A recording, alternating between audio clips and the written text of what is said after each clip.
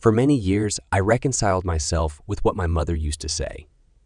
It's a pity you didn't find such a lovely girl as Amanda. I am Steve Hollis, and Amanda was the wife of my older brother, Mark. Amanda was charming and came from a wealthy family, but for some reason, I felt that money wasn't everything. During my school years, I hung out with a large group of friends, both guys and girls. Mostly, we were all just friends. My mother hoped that I would start dating one of them, Karen. I didn't stand a chance. Karen was way out of my league, and I knew it. After we all finished school, I stayed in touch with some of the old gang while others moved on to new friendships, usually with work colleagues. I was working as a mechanic apprentice when I met Laura. Laura wasn't the most beautiful of girls, partly because she rarely used makeup. I really liked her, and after mustering the courage to ask her out, we started dating. Like any other couples of that time, we had sex. And like many couples, we made a mistake, and Laura got pregnant. One evening, we sat and discussed it. Scared to death. In the end, we both agreed that abortion was out of the question. We both worried about how we would tell our parents. I did the only decent thing that came to my mind and asked Laura to marry me. Her parents weren't happy that she was pregnant. Although her father gave me credit for not abandoning his daughter, my parents were unhappy too, and they made it known. My mother nearly fainted when I said we were getting married.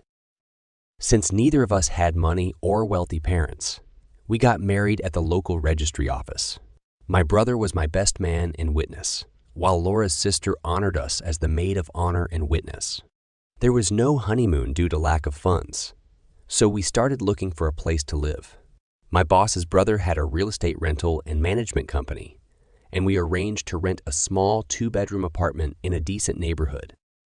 I went with Laura for an ultrasound, and we found out she was expecting twins. We looked at each other with a "what the hell are we going to do?" expression. Time will tell. We decided we would do everything in our power and always prioritize the children. I worked long hours to pay for everything we needed. One evening, as we sat watching TV, there was a knock on the door. I opened it and saw my boss, Brian, and his wife, Linda, standing there with smiles. We had a cup of coffee, talked, and the topic of how we were going to manage finances came up. "Steve, I know things are tight for you right now with the birth of the kids, and we want to help. Let me know if you need anything, and we'll take care of it." Laura lost her speech and started crying. Linda sat there and comforted her. "I don't know what to say, Brian, except thank you." "Don't say anything, kiddo. You're busting your ass, so I think you deserve some help." Brian kept his word, and after we made a list of what we needed, I handed it to him, saying, "We'll be extremely grateful for anything you buy." Knowing Brian, I guessed he would buy the most expensive item to make it easier for us to afford other things on the list. Both Laura and I were completely stunned a couple of days later when they showed up with purchases for the entire list. Linda explained that they had once been in our situation and knew what it was like to struggle. The difference between us was that Brian and Linda couldn't have children, and they felt the need to help us. Not long before that, my brother and his girlfriend Amanda got married when they were both 22. Amanda's parents paid for the wedding, which was a luxurious event with expensive flowers and decorations. I think Laura envied a bit that we didn't have such a wedding. Twice, during the wedding reception, my mother made a remark. "It's a pity you didn't meet such a nice girl as Amanda." It annoyed me because everything was fine with Laura. She worked as hard as I did, and we spent the rest of our time preparing for the birth of the twins. I admit that Laura wasn't the best housekeeper in the world, but our home was always clean and tidy. On this important day, Laura gave birth to double happiness. A little boy and a girl, Jason and Sarah. Our exciting and intense life as parents began. When I returned to work after a short break, the real test of our endurance began. We both put in effort, but Laura had it tougher. Evenings became magical moments when I came home. Sometimes all three of them were already asleep, and I would prepare dinner. Wake up, Laura, and we would share our impressions of our days. Our life was full of care and fatigue. But despite that, we found the strength for important moments together. The intimate aspect of our life remained intact, though sometimes we fell asleep earlier than planned. Nevertheless, even in fatigue, Laura always found pleasure in it, never neglecting moments of closeness, creating a special connection between us even in the most challenging times. My parents often visited to spend time with their grandchildren, and my mom always complained about the condition of the apartment. Since we didn't have a dryer, clothes were scattered on shelves in front of the radiators. I tried to brush off her comments. I knew how hard it was for Laura to handle two little ones all day. As a gesture of gratitude, we asked Brian and Linda to be the godparents of Jason and Sarah, and they were thrilled and immediately agreed. My brother told me that Jason and Sarah would be the only grandchildren my parent would have, as Amanda had decided she didn't want children. For several years, Laura and I struggled until our kids started school. With Laura back at work, our life began to take on new shades, and soon we celebrated a new stage by renting a home with a small, cozy garden where our children could play carefree. Creating comfort took time, and although all the furniture was secondhand, our only new acquisitions were a bed and cribs.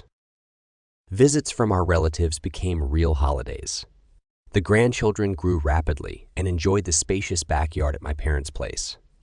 While Laura's mother battled illness, her father dedicated all his free moments to taking care of her. In turn, we did everything possible to help, although unfortunately, our capabilities were limited. All these moments wove the web of our family relationships, filling our lives with meaning and mutual understanding. What began to worry me was that every time we visited my parents, Mark was there without Amanda.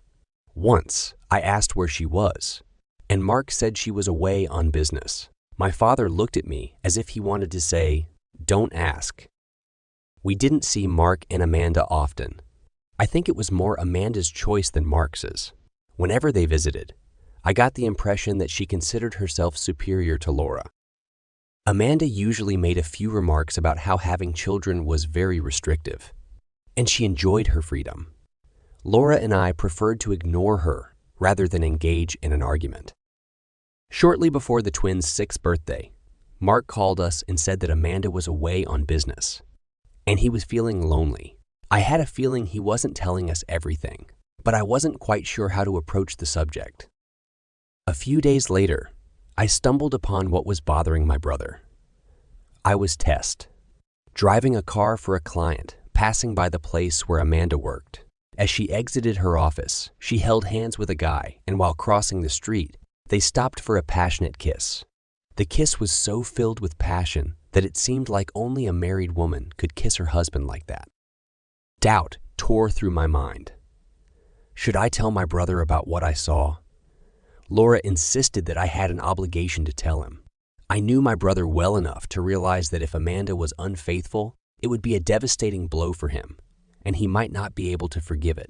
The question of whether to break his heart became like a shadow, following me at every step, presenting me with a difficult choice that, as it seemed to me, would determine not only his fate, but also my relationship with my brother.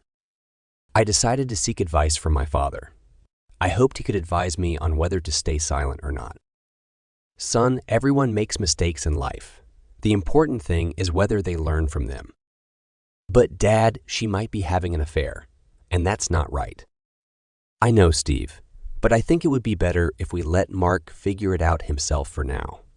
If he finds out, then we can be there to support him. But he probably won't want you to tell him that Amanda is cheating." I decided to stay silent for the time being. A few weeks later, Mark called and asked if I could help him on Friday evening. Naturally, I agreed, and he picked me up right after 7 in the evening. "So, what do you need help with, Mark?" "You'll see when we get there. I still hope I'm wrong." Mark drove to the Hilton Hotel about 30 miles from home and parked the car. "Please let me be wrong," he muttered as I followed him to the reception. After a brief conversation and presenting his ID, Mark was given Amanda's room keycard. In the elevator, he told me that he found out it wasn't a business trip, and he wanted to know what Amanda was up to. As we approached the room, we heard noise inside, and you didn't need to be a genius to understand what was happening. Mark inserted the keycard into the door, and very slowly opened it. We sneaked inside, with me just 2 steps behind him. Amanda moaned loudly. Amanda's voice filled the room as 2 men engaged with her on the bed. Mark stood and watched for a few seconds, capturing the scene on video. They were so absorbed that none of them noticed us. I saw Mark slowly move forward. Then he kicked one guy right in the groin. The man yelped, lost consciousness, and fell off the bed. Amanda screamed, looked over her shoulder, saw us standing there, and covered herself with a sheet. The second guy got up from the bed and approached us. "Get the hell out," he shouted. Mark punched the guy in the face, and as he recoiled, my foot landed in his groin. He collapsed onto the bed. Amanda watched with tears in her eyes. "I'm disappointed in you. Don't bother coming back home. I'll take your things to your parents. You can stay there." Mark growled at her before turning and leaving, and I followed closely behind. I stayed silent. It was clear my brother wasn't in the mood for conversation. Outside, Mark used pliers to cut all the valve stems on Amanda's car. It would take her some time to restore the car. We returned to Mark's house in silence. Later, we packed all of Amanda's clothes and belongings into boxes and loaded them into the car. I had only glimpsed Amanda's parents at the wedding and had no idea how they would react to the news of their daughter returning home. Together with Mark, we unloaded all the boxes on the doorstep. I stood aside as Mark rang the doorbell. "Mark, what are you doing here, and what are these boxes?" Amanda's mother asked. "These are all of Amanda's things. Since we're not husband and wife anymore, I thought she could come back here. Look, this is why we're breaking up." Mark raised his phone for Amanda's mother to watch the video. The poor woman almost fainted. We left them to carry the boxes inside. Mark drove me home. I offered him to come inside, but he declined, saying he wanted some time alone. The twins were asleep. I peeked at them before joining Laura in the living room and explaining what had happened. She was clearly shocked by Amanda's behavior and expressed her sadness. Things became truly tangled when it came to the divorce. Amanda started by wanting to see a psychologist. Mark refused, stating that the marriage was over. At that time, I didn't know, but she had been cheating with these 2 guys for almost 6 months. When Amanda realized Mark wasn't interested in saving the marriage, she began demanding practically everything she could get her hands on. It stopped when Mark threatened to release the video so her bosses could see it. In the end, Amanda came to terms with the end of the marriage and agreed to the conditions set by Mark. I don't know the details, but she didn't come out of it very well.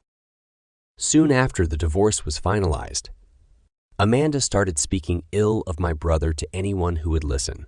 She made a mistake doing so when Laura and I were at a rare party, with my parents looking after the kids so we could go to the pub. We were talking with a few friends when Amanda started her venomous speech. Before I could say a word, Laura stood in front of her. "If you wanted to indulge like a fallen woman with just anyone, why did you bother marrying Mark at all? He didn't deserve such treatment. Amanda, you're a worthless bitch." Amanda stood there shocked and silent as Laura slapped her. "Before you start cursing, why don't you tell people what you were doing in that hotel room with 2 men? You disgust me." Laura returned to our group as Amanda quietly left the pub, and many chuckled after her. Later that evening, I told my mom and dad what had happened. My dad smiled and said that Amanda deserved it. When I was alone with my mom, I asked her a question. "Do you still regret that I didn't meet such a lovely girl like Amanda?" My mom looked at me and smiled, as if to say, "Okay, I was wrong."